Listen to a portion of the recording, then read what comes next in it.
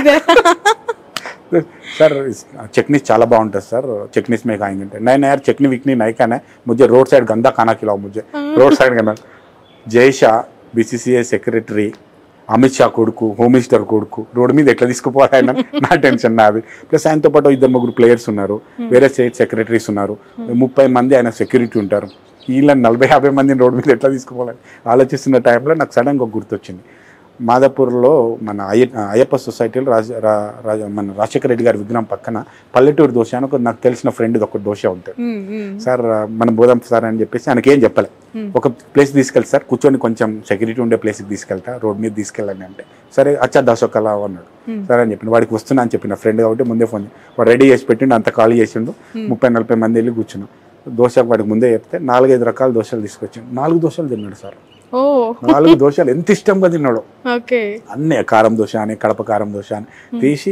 తినేసి మళ్ళీ బయటకు వెళ్తే ఆయనతో పాటు మన ఆశీష్ ఎల్ఆర్ గారు ఉండే ఇప్పుడు మన ముంబైలో వారు మినిస్టర్ ప్లస్ అట్లాగే ఇప్పుడు ట్రెజరర్ ఎవరైతే ఉన్నారో ప్రప్తేజ్ తేజ్ ఆయన ఉన్నారు ప్లస్ అప్పట్లో ఆంధ్ర సెక్రటరీగా ఉండే ఆంధ్ర ప్రెసిడెంట్గా ఉండే రెడ్డి ఆయన ఉండే వీళ్ళందరూ కూడా ఉండే వీళ్ళందరూ దోశలు తిన్నాక పోతున్నంతసేపు కార్లు పొగుడుతూనే ఉన్నాడు ఆయన అంత బాగుంది దోశ మళ్ళీ మేము హయాత్ హోటల్ ఉండే ప్రోగ్రామ్ హయాత్ దగ్గర రాగానే యార్ తుమ్ రసం కిలావ్ ముజే అన్నాడు సార్ ఇప్పుడు ఎడికల్ దేవాలి సార్ ఇక్కడ దీంట్లో దొరుకుతాను ట్రైన్ అయ్యి రోడ్ సైడ్ రసం చాయి అన్నాడు అప్పుడు మళ్ళీ నాకు గుర్తొచ్చింది సంథింగ్ ఏదో హోటల్ ఉంటుంది అక్కడ ఇట్లాంటి రసం అవన్నీ కూడా పెడతారు దాంట్లోంచి ఒక రసం పార్సల్ తీసుకుపోయిస్తే కొంచెం టేస్ట్ చేసి మళ్ళీ రాత్రి తింటా అని పెట్టుకొని మళ్ళీ నైట్ కూడా మిడ్ నైట్ అని టేస్ట్ చేస్తుంటే నేను మళ్ళీ తెల్లారి చెప్పి యార్ తుమ్మారు కిస్మత్ యార్ తుమ్లోకి హైదరాబాద్లోకి ఇంత అచ్చా ఖానా మిగతా అని చెప్పి బాగా అప్రిషియేట్ చేసింది బట్ ఆయన నాన్ వెజ్ తిన్నాడు వెజిటేరియన్ బాగా తింటాడు ఒక క్రికెటర్తో ఆయన పేరు నేను చెప్పదలుచుకోలేదు మీడియా ముఖ్యంగా బాగుండదు ఆఫ్ ద రికార్డ్ చెప్తాను చాలా మంది ప్లేయర్స్ కొన్ని ఫీచర్స్ చెప్పండి అట్లీస్ట్ చాలా మంది క్రికెటర్స్ కి హైదరాబాద్ రోడ్ సైడ్ ఫుడ్ చాలా ఇష్టం సార్ నిజంగా మాకు ఎప్పుడు క్రికెటర్స్ వచ్చారు హైదరాబాద్ లో స్టే చేస్తున్నారంటే మీడియా వాళ్ళు నైట్ టైమ్స్ ఎక్కి చేస్తారు మీకు తెలుసు ఎస్పెషల్లీ వాళ్ళు ఎక్కడ తిరుగుతున్నారు ఎక్కడికైనా పోతున్నారు వాళ్ళు రెగ్యులర్ కార్లలో రావట్లేదు వాళ్ళు ఏదైనా చిన్న కార్ ఒకటి ఎందుకంటే వేరే కార్లు ఇప్పుడు నా కార్ చాలా మంది గుర్తుపడతారు నా కార్ నెంబర్ కూడా చాలా మందికి తెలుసు పెద్ద కార్ ఉంటుంది సో అట్లాంటి కార్ లేకుండా చిన్న కార్ లేదు మామూలుగా ఎవరో ఒకరు మామూలు వ్యక్తిలా చేసుకుంటారు ఉడి వేసుకుంటారు ఉడి వేసుకొని లోపలికి వెళ్తాం వెళ్ళిన తర్వాత ఆయన బయటికి దిగరలేండి కార్లో కూర్చుంటే ఎక్కడ నేను చార్మినార్ దగ్గర తీసుకెళ్ళి ఒక ఇద్దరికి హలీం తినిపించాను చార్మినార్ దగ్గర పిస్తా హౌస్ దగ్గర హలీం తినిపించాను ఇద్దరికి మిడ్ నైట్ అట్లా వెళ్ళి తీసుకొని అట్లా చాలా మంది ప్లేయర్స్ వెళ్తూ ఉంటారు అయితే ఇంకొక విషయం ఏంటంటే చాలా మంది ప్లేయర్స్కి ఇక్కడ హైదరాబాద్లో చాలా మంది ఫ్రెండ్స్ ఉన్నారు మ్యాచ్ అయిపోయిన తర్వాత మ్యాచ్కి ముందు రోజు వాళ్ళ ఫ్రెండ్స్కి ఇంటికి వెళ్తుంటారు డిన్నర్ చేస్తుంటారు అక్కడికే ఫుడ్ తెప్పించుకుంటారు కొంతమంది ఏమో ఇట్లా నైట్లో బయట బిర్యానీ హలీం బాగా ఇష్టపడి తినే ప్లేయర్స్ ఎవరు సార్ మీకు తెలుసు వచ్చినప్పుడల్లా నాన్ స్టాప్ గా కుమ్మే పని పెట్టుకునే వాళ్ళు ఎవరు ధోనియా ఓకే లవ్స్ ఫుడ్ అంటే ఆయనకు ఒక మంచి ఫ్రెండ్ ఉన్నాడు ఇక్కడ ఆయన పేరు నేను చెప్పను మంచి పొలిటికల్ ఫ్యామిలీ నుంచి ఉన్నాడని చెప్తారు ఫ్రెండ్ పేరు చెప్పారు వాళ్ళ ఇంట్లో రెగ్యులర్గా వెళ్తాం ఇప్పుడు ఏంటంటే వాళ్ళ ఇంటికే వెళ్తాం వాళ్ళ ఇంటికి ఒక మంచి political family Rayalaseema political family friend ఉన్నాడు వాళ్ళ ఇంటికి రెగ్యులర్గా వెళ్తాం వాళ్ళ ఇంట్లో ఫుడ్ తెప్పిస్తూ ఉంటాం ఆయన కూడా మంచి ఫుడ్ సర్వ్ చేస్తాడు రాయలసీమ తెలంగాణ ఆంధ్ర హైదరాబాద్ అన్ని ఫుడ్ స్టేజ్ చేస్తుంటాం వాటిలో ఆల్మోస్ట్ ప్రతి ప్లేయర్ అండి ఎక్కువ కొంచెం ధోని గారితో మాకు ఎక్కువ అనుబంధం ఉంటుంది వారు ఎక్కువ తింటారు ఏమి ఇష్టం సార్ ధోని గారు బిర్యానీ చాలా బాగా తింటారండి మీకు ధోనిలో ఏమి ఇష్టం ఎక్కువగా స్టైలిష్ మ్యాన్ ఆయన అంత స్టైలిష్ కానీ ప్లస్ ఆయన చూస్తే ఒక వైబ్స్ అండి ఆయన పక్కన కూర్చుంటే నాకు వైబ్ వస్తుంది అంటే నాకు కోహ్లీ గారితో ఎక్కువ అనుబంధం లేదు ఇంకా ఇప్పుడిప్పుడే మేము వారితో కనెక్ట్ లేదు నాకు టెండూల్కర్ గారితో అండ్ ధోని గారితో వీళ్ళందరితో మంచి అనుభవం ఈవెన్ గంగూలీలో ఎంత బాగా అంటే ఆయనతో నేను కలిసి ఫుడ్ తినలేదు బట్ ఆయన నాకు చాలా సార్లు చెప్పాడు హైదరాబాద్ వచ్చినప్పుడు ఇట్లా తింటుండే అట్లా తింటుండే నాకు ఫ్రెండ్ ఉండే ఆయన అక్కడ తీసుకుపోయింది ఇక్కడ తీసుకుపోయింది చాలా మంది ఎక్కడైనా మీకు ఈ పలానా రెస్టారెంట్స్ బాగుంటాయంట కదా ఇక్కడ అందరు చెప్తారండి సీరియస్ గా ప్రతి ప్లేయరు మనకు తెలియని రెస్టారెంట్ పేర్లు వాళ్ళు చెప్తారు సీరియస్ గా గల్లీ చిన్న రెస్టారెంట్లు ఉంటాయి కదా దాని పేర్లు ఇక్కడ అది బాగా దొరుకుతుంది ఇది బాగా దొరుకుతుంది అని వాళ్ళు ఎంత అంటే వాళ్ళు వచ్చే కంటే ముందే ఇక్కడికి వచ్చినప్పుడే వాళ్ళు మొత్తం గూగుల్లో సెర్చ్ చేస్తారు సెర్చ్ చేయడం కంటే వాళ్ళకి ఎవరో తెలిసిన వాళ్ళు ఉంటాడు ఇక్కడ వాడిని పట్టుకొని వానితో సెర్చ్ చేస్తారు అన్ని చేసుకుని మనకంటే బాగా మనకు తెలియని రెస్టారెంట్ పేర్లు వాళ్ళు చెప్తారు అండ్ మనకు ఆ రెస్టారెంట్లో ఏ ఫుడ్ బాగా దొరుకుతుందో కూడా వాళ్ళు చెప్తారు అంతేకాకుండా మేము ప్రతిసారి ఏమవుతుందంటే టీం వచ్చినప్పుడు ఒక లైజనింగ్ ఆఫీసర్ని ఇస్తామన్నమాట ఇక్కడ వాళ్ళకి లోకల్గా అవన్నీ కావాలి ఆ లైజనింగ్ ఆఫీసర్కి ఈ హోటల్ నుంచి ఫుడ్ తెప్పి అని వాళ్ళు చెప్తారు, అట్లా తెప్పించుకుంటారు. సార్ ఇప్పుడు వాళ్ళు వచ్చినప్పుడు వాళ్ళకి సెక్యూరిటీ ఉంటుంది కదా, వాళ్ళు ఒకవేళ ఈ ప్రెమిసెస్ క్రాస్ చేసి వెళ్ళాలి అంటే వాళ్ళు ఏమైనా పర్మిషన్ తీసుకోవాలి? అది BCCI నామ్స్ ప్రకారంగా పర్మిషన్ ప్రకారంగా వాళ్ళకి పర్మిషన్స్ ఇస్తారు. ఎవరైనా వాళ్ళ పర్సనల్ ఫ్రెండ్ ఇంటికి వాళ్ళ ఇంటికి వెళ్ళడానికి వాళ్ళతో వెళ్ళేటప్పుడు వాళ్ళు సెక్యూరిటీ ఇచ్చి పంపిస్తారు వాళ్ళు. ఓకే, ఒకవేళ ఇలా వాళ్ళు రోడ్ సైడ్ ఫుడ్ తినాలి వెళ్ళాలని అట్లా చెప్పారు కానీ ఏదో ఒకటి చెప్పి బహానే చెప్పుకొని ఫ్రెండ్ వాళ్ళ ఇక్కడ కూడా బుర్కా వేసుకొని అట్లాంటిది జరుగుతుంది. ఓపెన్ వెళ్ళి రోడ్ మీద వెళ్ళి తినేసి వస్తామని ఖచ్చితంగా 9 మ్యాచెస్ లో చుట్టూ మాస్క్ వేసుకొని నిలబడే వాళ్ళు ఖచ్చితంగా 100లో ఉంటారు చూడండి. మీకు 2-3 ఫోటోస్ అయితే పంపిస్తాను, మీకు ఆ రోజు అంటే వాళ్ళని చూపించలేదు, ఇంటర్వ్యూలో పెడతారు సార్, మీరు ఇవ్వండి, వాళ్ళే గుర్తుపడతారు. దాని కింద కమెంట్ రూపంలో ఈ పలానా బురకా వేసుకున్న క్రికెటర్ ఇతనే అని వాళ్ళే ఫీల్, ఎందుకంటే అంత పిచ్చి ఫ్యాన్స్ ఉన్నారు మన దగ్గర.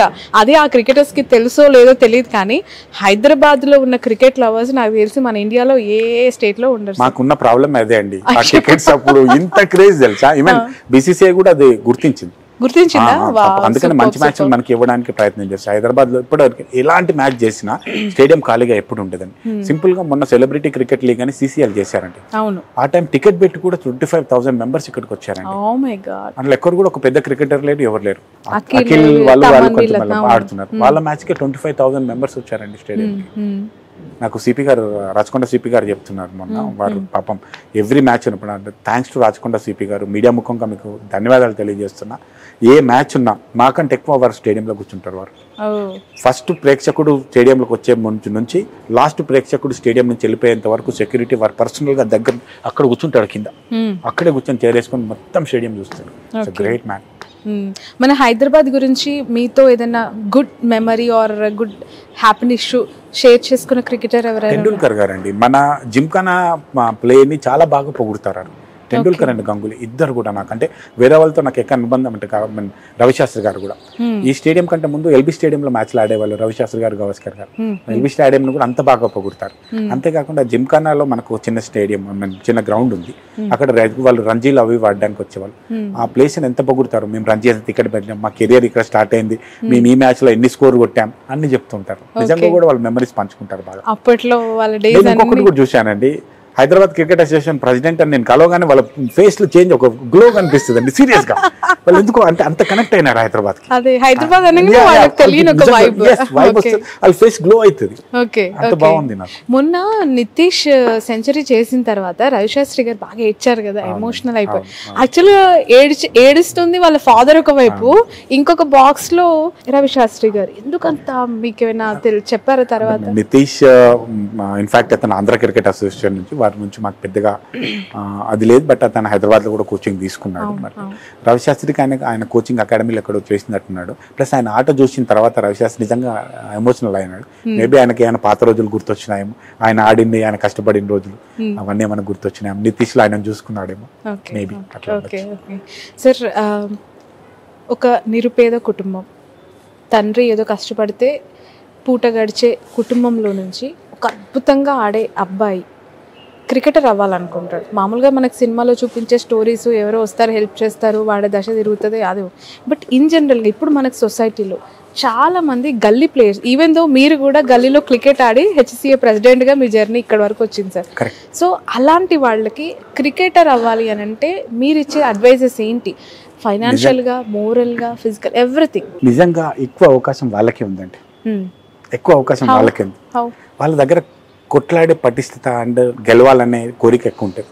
ఒక కంఫర్టబుల్ జోన్ లో ఉన్న ఒక ప్లేయర్ ని, వాడికి మంచి కార్ పెట్టి కోచింగ్ పంపించి చేసే ప్లేయర్ కి దాంట్లో ఉండే కసి తెలియదు. ఊరు నుంచి వచ్చే పిల్లోడు కానీ, చాలా నుంచి వచ్చే కష్టపడే పిల్లోడు కానీ, వాడికి ఆ కసి ఉంటుంది కాబట్టి వాడికి ఆట తప్ప ఇంకొకటి ఏం తెలియదు. దాని మీద ఆట అంటే వాడికి అర్థమవుతుంది, నేను గెలిస్తే తప్ప నేను బతకలేను, అందుకని గెలుపు కోసం కొట్లాడతాడు వాడు. అదర్వైజ్ సపోజ్ నా కొడుకున్నాడు అనుకుందాం, అన్ని కంఫర్ట్ జోన్లు ఉన్నాయి, వాడు క్రికెట్ ఆడరు అంటే ఫ్యాన్సీ హాబీ లాగా ఆడతాడు తప్ప మా అయ్యే HCA ప్రెసిడెంట్ నాకేముంది, మా అయ్యే సెలెక్ట్ చేస్తాడు నన్ను అనే ఫీల్డ్లో ఉంటాడు. సీరియస్గా లోలో ఉన్న పిల్లోడికి ఏందనుకో నేను గెలిస్తే తప్ప బతకలేనన్న ఫీలింగ్ ఉంటుంది, అందుకని వాళ్ళు ఎక్కువ ఉంటారు. ఇంకొకటి అండి, హైదరాబాద్ క్రికెట్ అసోసియేషన్ అట్లాంటి కోసమే టాలెంట్ యాడ్ చేస్తుంది. లాస్ట్ టైం మేము 5,000 మెంబర్స్ కొత్త ప్లేయర్ రిజిస్టర్ అయ్యారు మా సమ్మర్ క్యాంప్లో. అట్లా మాకు ఒక 200 ప్లేయర్స్ని మేము కొంత టాలెంట్ ఉన్న ప్లేయర్ని మేము గుర్తించాం. ఇక్కడే అకామిడేషన్ అండ్ ఫుడ్ ఇచ్చుకుంటూ వాళ్ళకి లీగ్స్ మ్యాచ్ కూడా పెంచాం. Free of cost payment? Free of cost అండి. హైదరాబాద్ క్రికెట్ అసోసియేషన్లో ఇంకొక మాట కూడా మీ అందరికి చెప్తున్నా మీడియా ముఖంగా, హైదరాబాద్ క్రికెట్ అసోసియేషన్ చాలా డబ్బులు ఉన్నాయి మా దగ్గర. బీసీసీఐ సంవత్సరానికి 100 కోట్లు మాకు ఇస్తుంది. ఆ 100 కోట్లు మేము పూర్ క్రికెటర్స్ మీద ఖర్చు పెట్టడానికి, ఇన్ఫ్రాస్ట్రక్చర్ మీద పెడుతున్నాం. దయచేసి మీరు వేరే అకాడమీస్కి డబ్బులు పెట్టి నంతిలి 30-40 వేలు 20 వేలు పెట్టేదానికంటే మా హైదరాబాద్ క్రికెట్ అసోసియేషన్లో ఉండే ఆపర్చునిటీస్ వాడుకోండి. మా దగ్గర మంచి మంచి కోచెస్ ఉంటారు. మీరు ఏదైతే ప్రైవేట్ అకాడమీస్ కోచెస్కి వెళ్తున్నారో అంతకంటే మంచి కోచెస్ ఉంటారు. కాకపోతే ఇక్కడ రావాలంటే ఒక ప్రాసెస్ ఉంటుంది. మా క్యాంపులు కానీ మేము పెట్టినప్పుడు కానీ ఖచ్చితంగా మాతో ఎన్రోల్ అవ్వండి. హెచ్సిలో హైదరాబాద్ క్రికెట్ ఆడాలనుకుంటే, ఇండియా లెవెల్లో క్రికెట్ ఆడాలనుకుంటే హైదరాబాద్ క్రికెట్ అసోసియేషన్లో రిజిస్టర్ అవ్వండి. రిజిస్టర్ అయిన తర్వాత రిజిస్టర్ ప్లేయర్కే అవకాశాలు వస్తాయి. అట్లాంటి మా అవకాశాలను వాడుకోండి. మాకు ₹1 కూడా మేము ఇవ్వద్దు. ప్లస్ ఇంకొకటి, మీ టోర్నమెంట్కి కానీ మీ కిట్స్కి కానీ ప్రతిదానికి మేమే డబ్బులు, హైదరాబాద్ క్రికెట్ అసోసియేషన్ డబ్బులు ఇస్తుంది. స్పోర్ట్ మెటీరియల్కి కానీ ఎవ్రీథింగ్. అవకాశాన్ని వాడుకోండి. ఎవరైనా కొత్తగా క్రికెటర్స్ మళ్ళీ ఆడాలనుకుంటే ఇప్పుడు మేము సమ్మర్ క్యాంప్ మార్చి తర్వాత ఎగ్జామ్స్ అయిపోయిన తర్వాత సమ్మర్ క్యాంప్ ఉంటుంది, ఇస్తాం. దాంట్లో అవకాశాలను వాడుకోండి. మీకోసం Hyderabad cricket association Uppal stadium and Gymkhana స్టేడియమే కాకుండా ఇంకా 4 కొత్త శాటిలైట్ అకాడమీస్, డిస్టిక్ అకాడమీస్ ఒక 8 స్టార్ట్ చేయబోతున్నాం. అందులో రిజిస్టర్ అవి మా కోచ్ల ద్వారా కోచింగ్ తీసుకోండి. మీకు ₹1 కూడా ఖర్చు పెట్టాల్సిన అవసరం ఉండదు. చాలా పెద్ద మాట ఇది. బీసీసీఐ 100 కోట్లు ఇస్తుందా సార్ ఇక్కడ? సంవత్సరానికి 100 కోట్లు ఇస్తుంది. అవునా? ఏం చేస్తారు సార్ 100 కోట్లతో? 100 కోట్లు ఇప్పటివరకు ఏం చేశారో నాకు తెలియదు. ఇప్పుడు మాత్రం చెప్తున్నా, ఎందుకంటే 100 కోట్లలో పూర్తి అవినీతిమయం. వచ్చారు, జేబుల్లో ఇన్ని కోట్లు వేసుకొని పోయారు, ఇంత తిన్నారు అంత తిన్నారు అని ఆరోపణలు. అందుకే అడిగా ఈ క్వశ్చన్. మీరు ఒక మంచి క్వశ్చన్ అడిగారండి. గత 1